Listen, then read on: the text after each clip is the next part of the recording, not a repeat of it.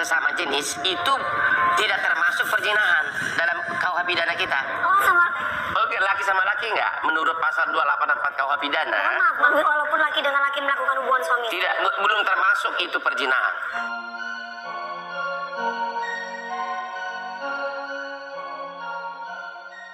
Melissa Zara syok mendengar penjelasan Hotman Paris, hubungan badan sesama jenis bukan zina. Berita mengenai Melissa Zara, seorang selebgram, sedang mengalami kejutan besar ketika mengetahui bahwa suaminya, RK Atok, adalah seorang gay atau penyuka sesama pria. Melissa merasa syok karena dia tidak mengetahui tentang orientasi seksual suaminya sebelumnya. Dalam situasi ini, Melissa mendapatkan nasihat dari pengacaranya, Hotman Paris Hutapea, yang menegaskan bahwa pasal perzinahan dalam KUHP Kitab Undang-Undang Hukum Pidana tidak mencakup hubungan badan sesama jenis. Oleh karena itu, suami Melissa tidak dapat didakwa dengan pasal perzinahan berdasarkan KUHP. Hotman Paris Hutapea menjelaskan secara teori hukum bahwa hubungan sesama jenis gay tidak dianggap sebagai perzinahan menurut KUHP. Hal ini menyebabkan Melissa menjadi semakin terkejut dan bingung tentang status pernikahannya, karena dia ingin mencari keadilan atas perbuatan suaminya yang diduga melakukan KDRT, kekerasan dalam rumah tangga terhadapnya. Dewi Persik, selaku pembawa acara, juga merasa terkejut dengan penjelasan Hotman Paris dan bertanya lebih lanjut tentang definisi perzinahan dalam konteks hubungan sesama jenis. Hotman Paris mengklarifikasi bahwa, meskipun laki-laki melakukan hubungan suami istri dengan laki-laki lain, itu tidak termasuk dalam kategori perzinahan menurut KUHP. Hotman Paris menyarankan Melissa Zara untuk mencari kasus lain yang dapat menjerat RK Atok, seperti kasus KDRT yang telah dialaminya.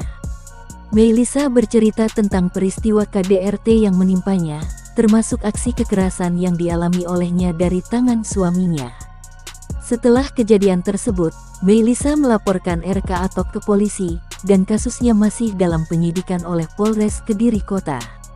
Pada saat yang sama, Melissa Zara juga harus menghadapi sikap acuh dari suaminya, RK Atok, yang tampak lebih tertarik menghabiskan waktu bersama teman-teman pria kekar daripada memperhatikan keadaan pernikahan mereka.